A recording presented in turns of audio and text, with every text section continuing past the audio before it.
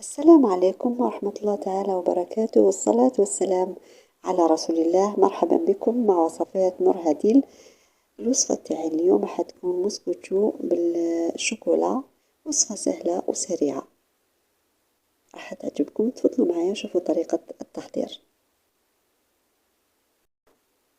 في إناء نكسر 3 حبات بيض يكونوا بدرجة حرارة الغرفة، يعني ما يكونوش باردين من الثلاجة.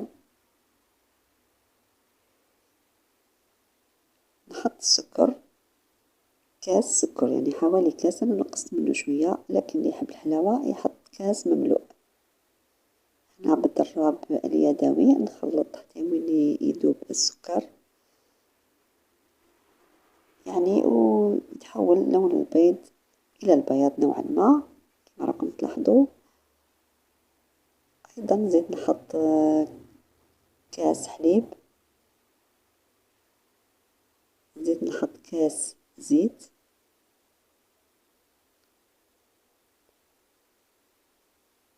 عندي برش الليمون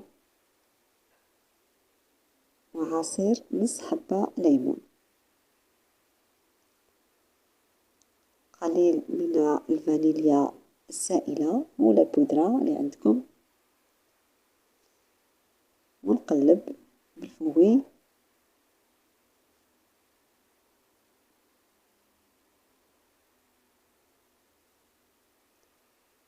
عندي 300 غرام فارينة،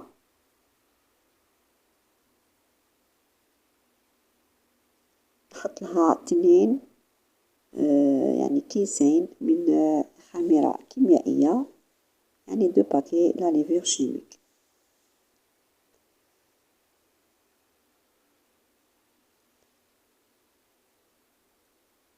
ونقلب بالفوي.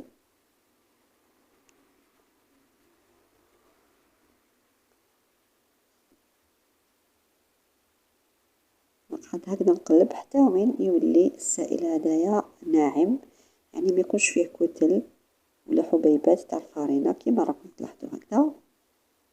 انا كنت جهزت مول تاع مسكوتشو، دهنته بالزبدة وغبرته بالفارينة. نفرغ الخليط تاعي، نحاول نوزع كامل يعني الكمية باش تجيني يعني باش يجيني مسكوتشو يعني متساوي في السمك تاعو ولا في الانتفاخ، يعني كي يتنفخ ولا كي يخمر. انا الفرن كنت سخنته مقبل على درجة، ندخل المول ونقص للفرن. حاولك مسكوتشو طاب، شوفوا كيفاش تنفخ الله يبارك، وطاب لي من داخل. يعني نتوما ديروا سكين ولا موس كي يخرج ناشف اعرفوا باللي طاب.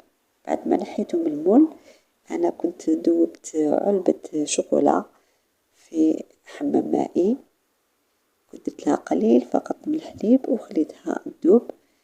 نفرغ من الفوق الشوكولا بالتساوي،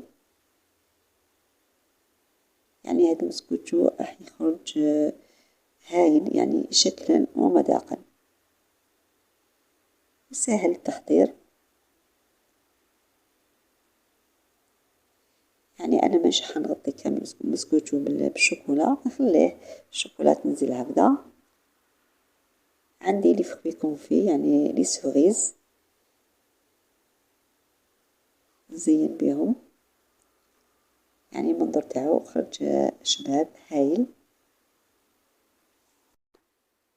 نقسم لكم تشوفوا كيفاش جا القوام تاع هاد المسكوتشو، جا خفيف واسفنجي، البنة تاعو هايلة، جا بنين،